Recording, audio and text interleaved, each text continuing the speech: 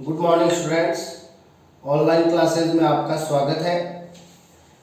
Last class में अपन ने परमाणु संरचना के मॉडल स्टार्ट किए थे और अपन ने उसमें पहला मॉडल कर लिया था थॉमसन का तरबूज मॉडल, जिसे या प्लम पुडिंग मॉडल भी कहा जाता है। आज अपन परमाणु संरचना का दूसरा मॉडल करेंगे, रदरफोर्ड का अल्फा कण प्रकीर्णन प्रयोग। ठीक है, तो देखिए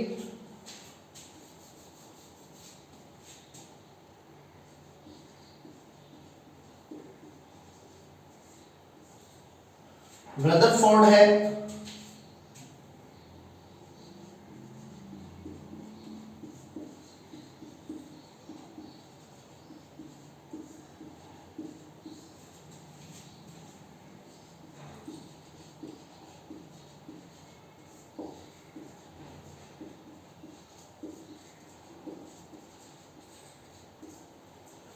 रदरफोर्ड ने सर्वप्रथम प्रयोग के आधार पर परमाणु संरचना को प्रस्तुत किया था।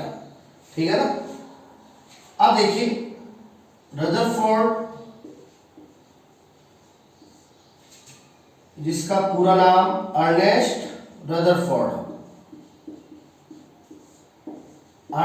रदरफोर्ड ने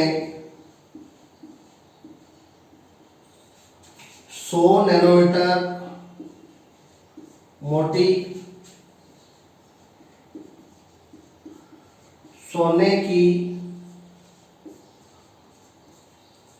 पन्नी, अर्नेस्ट रदरफोर्ड ने 100 नैनोमीटर मोटी सोने की पन्नी पर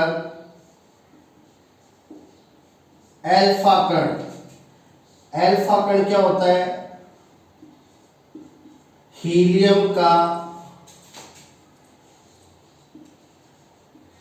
द्विधनावेशित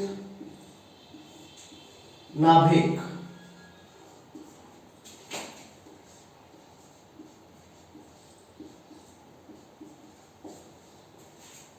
देखो अल्फा कण किसको कहते हैं? ये हीलियम का द्विधनावेशित नाभिक होता है। हीलियम का परमाणु क्रमांक 2, द्रव्यमान संख्या 4 और हीलियम पे +2। ठीक है, यानी प्लस का 2 चार्ज, ये होता है अल्फा कण। तो अर्नेस्ट रदरफोर्ड ने 100 नैनोमीटर मोटी सोने की पन्नी पर अल्फा कण की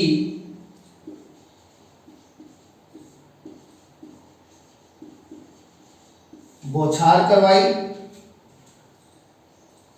और निम्न प्रेक्षण है वो प्राप्त किए। तो देखिए इन्होंने क्या क्या जो प्रेक्षण है वो प्राप्त किए। अपन इसको डायग्राम से देखते हैं।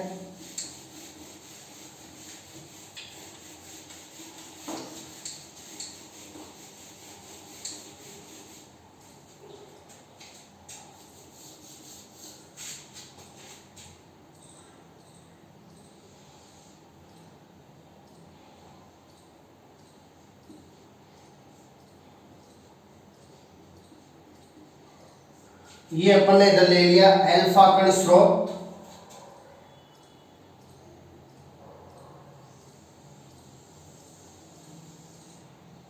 और ये अपन ने जो 100 नैनोमीटर सोने की पन्नी ली उसका परमाणु है।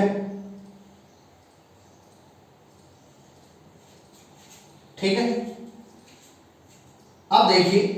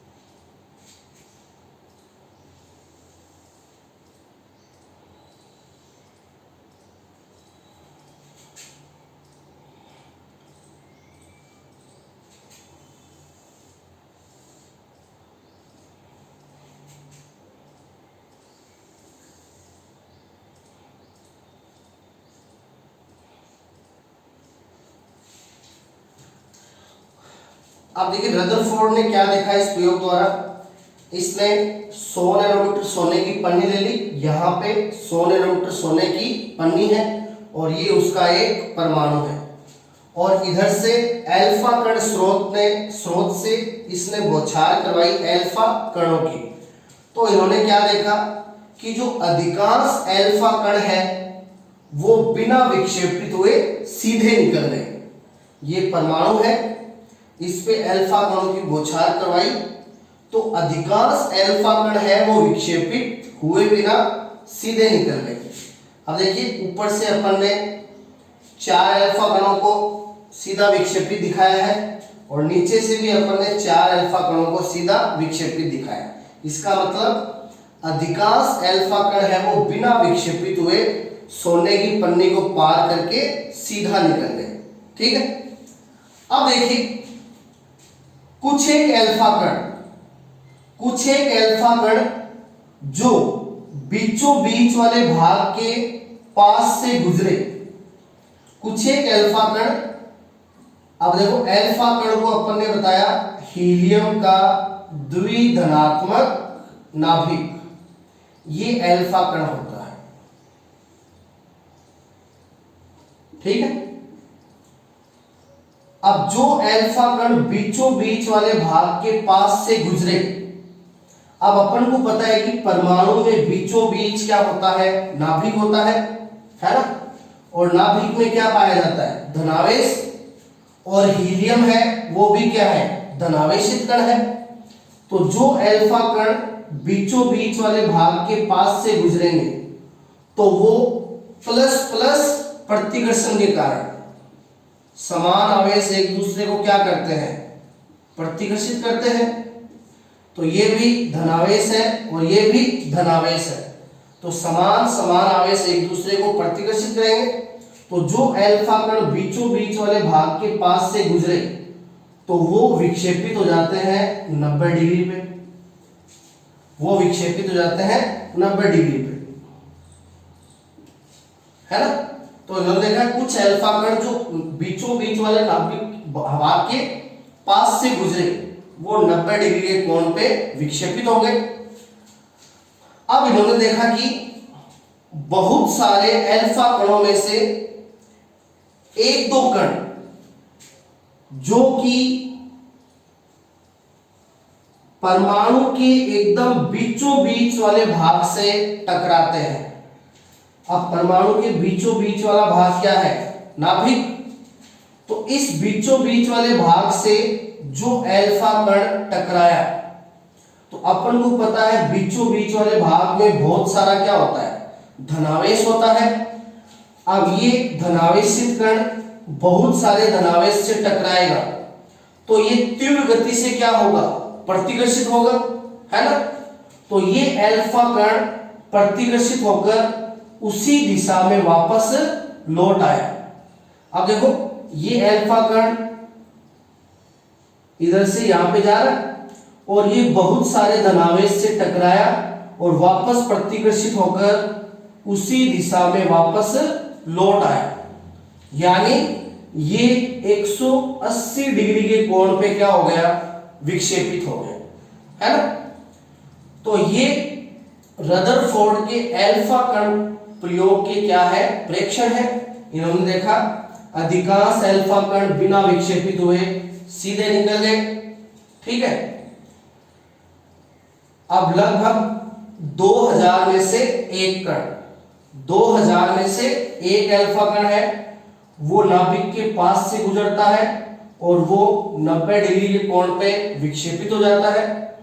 और लगभग 20,000 में से एक अल्फा कण जो बीचों बीच वाले भाग पे टकराता है और बहुत सारे धनावेश के कारण उसी दिशा में प्रतिकर्षित हो जाता है 180 डिग्री पे।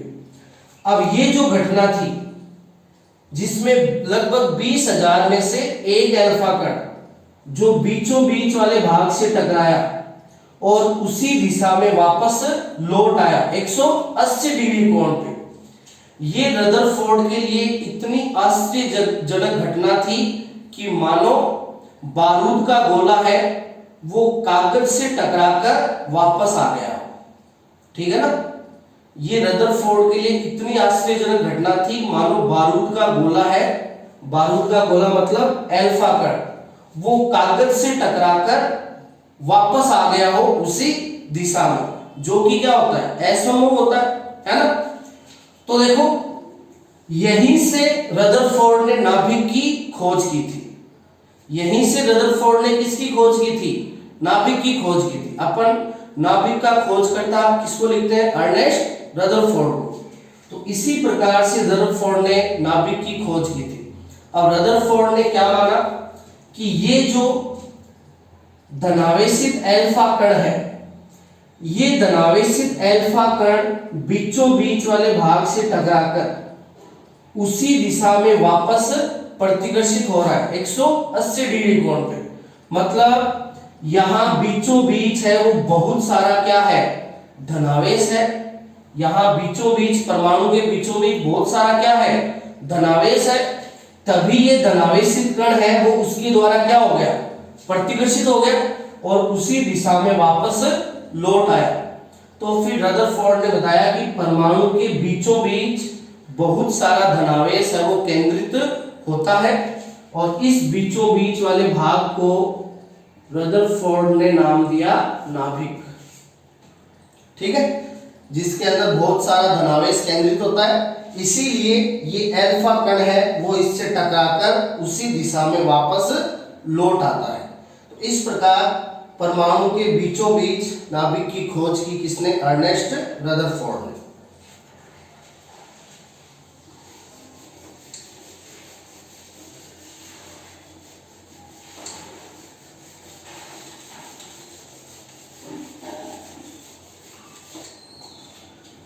तो देखिए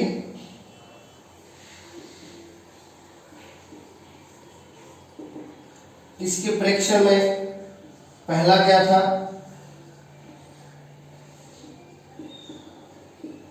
अधिकांश अल्फा कण बिना विक्षेपित हुए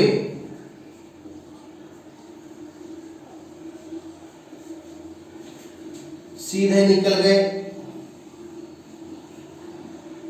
ठीक है,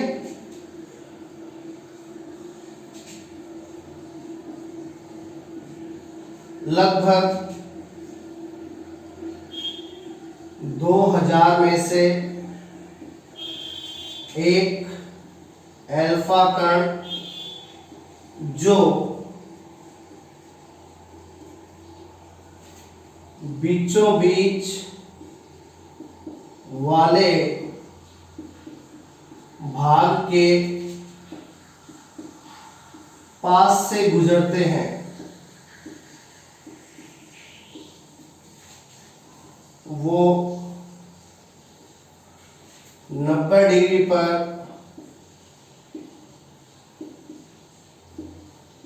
विक्षेपित हो जाते हैं। ठीक है, और लगभग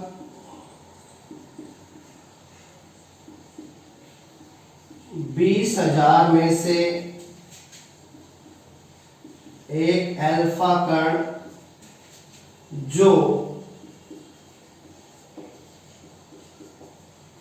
बीचों बीच वाले भाग से टकराता है, परबल प्रतिकर्षण द्वारा उसी दिशा में 180 डिग्री पर वापस लौट आता है। तो लगभग 20,000 में से एक अल्फा कण जो बीचों बीच वाले भाग से टकराता है, तो परबल प्रतिकर्षण द्वारा उसी दिशा में 180 डिग्री पर वापस लौट आता है। और ये घटना मानो ऐसी थी इसके लिए कि जैसे बारूद का गोला कागज से टकराकर वापस आ गया। तो यहीं से इन्होंने अंदाजा लगाया कि परमाणु के बीचों बीच है वो बहुत सारा धनावेश है वो केंद्रित होता है और उसी को नाम दिया गया नाभिक। इसी कारण से अल्फा कण है वो वहां से प्रबल प्रतिकर्षण द्वारा उसी दिशा में वापस लौट आता है। तो ये इसके प्रेक्षण थे।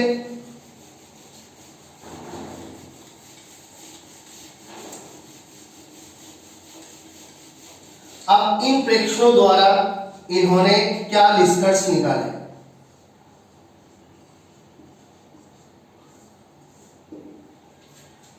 तो रदरफोर्ड के अल्फा कण प्रकीर्णन प्रयोग के निष्कर्ष। पहला,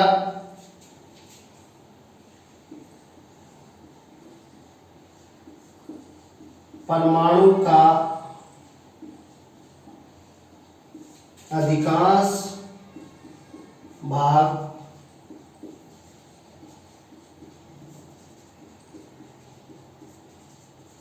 खोखला होता है। इन्होंने प्रेक्षण में देखा था कि अधिकांश अल्फा कण है वो बिना विक्षेपित हुए सीधे निकल गए थे, है ना। इसलिए इन्होंने बताया कि परमाणु का अधिकांश भाग क्या होता है? खोखला होता है। अपन परमाणु को इस प्रकार से शो करते हैं, बीचों बीच नाभिक को दिखाते हैं और बीच में अधिकांश भाग है वो खाली दिखाते हैं, यानी इसने यहां से निष्कर्ष निकाला कि परमाणु का अधिकांश भाग क्या होता है? खोखला होता है। ठीक है। अब देखो परमाणु की स्ट्रक्चर अपन इसी प्रकार से बनाते हैं, इसीलिए रदरफोर्ड को प्रायोगिक आधार पे परमाणु संरचना का जनक कहा जाता है। ठीक है ना। तो इसका पहला निष्कर्ष, परमाणु का अधिकांश भाग खोखला होता है।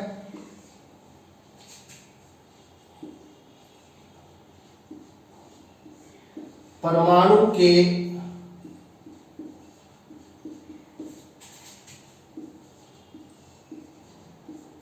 बीचों बीच का भाग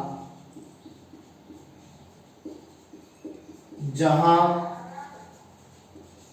संपूर्ण धनावेश केंद्रित होता है नाभिक कहलाता है।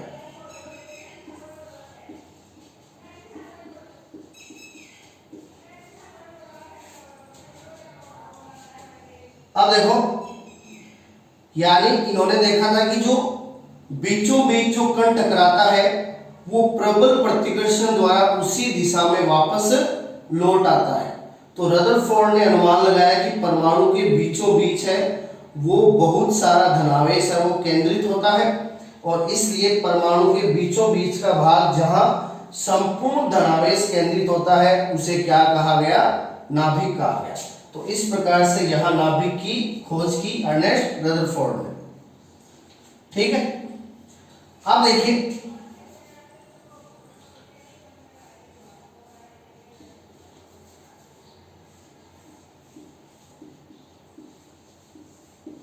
परमाणु में नाभिक के चारों ओर वर्ताकार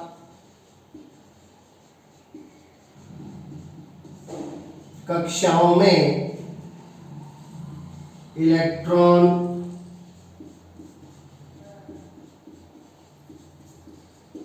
चक्कर लगाते रहते हैं। तो देखिए, ये परमाणु का नाभिक हो गया और इसने बताया कि नाभिक के चारों ओर वर्ताकार कक्षाएं होती हैं। इन्हें कक्षा बोल सकते हैं, कोष बोल सकते हैं या ऊर्जा स्तर बोल सकते हैं। यानी परमाणु में नाभिक के चारों ओर है वो ऊर्जाओं के विभिन्न स्तर पाए जाते हैं जिनको कक्षा या कोष कहते हैं और इन ऊर्जा स्तरों में इलेक्ट्रॉन है वो चक्कर लगाते रहते हैं। ठीक है। तो परमाणु में नाभिक के चारों ओर वर्ताकार कक्षाओं में इलेक्ट्रॉन चक्कर लगाते रहते हैं, ये रदरफोर्ड ने बताया। तो रदरफोर्ड ने इलेक्ट्रॉन के चक्कर के लिए बताया कि वर्ताकार कक्षाओं में चक्कर लगाते हैं।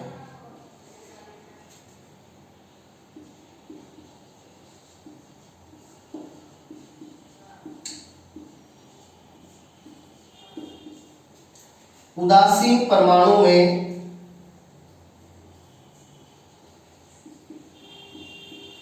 प्रोटॉन यानी धनावेशित कण तथा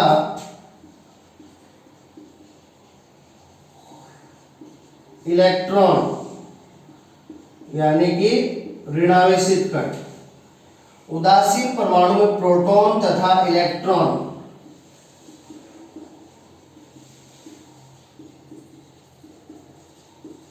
बराबर होते हैं।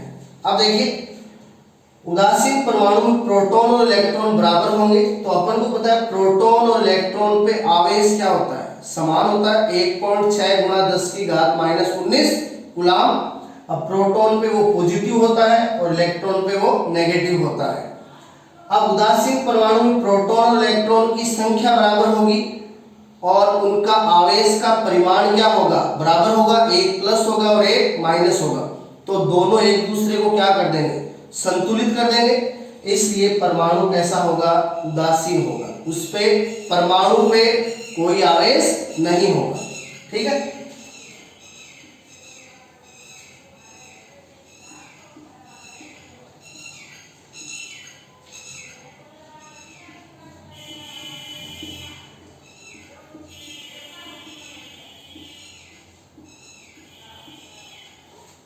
रदरफोर्ड ने बताया परमाणु का व्यास है वो 10 की घात -10 मीटर होता है, जबकि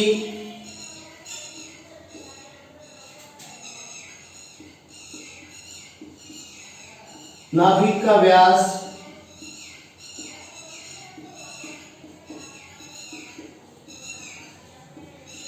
10 की घात -15 मीटर होता है। परमाणु का व्यास 10 की घात -10 मीटर होता है, जबकि नाभिक का व्यास है वो 10 की घात -15 मीटर होता है। तो ये रदरफोर्ड ने अल्फा कण प्रकीर्णन प्रयोग के आधार पर क्या निकाले, निष्कर्ष निकाले।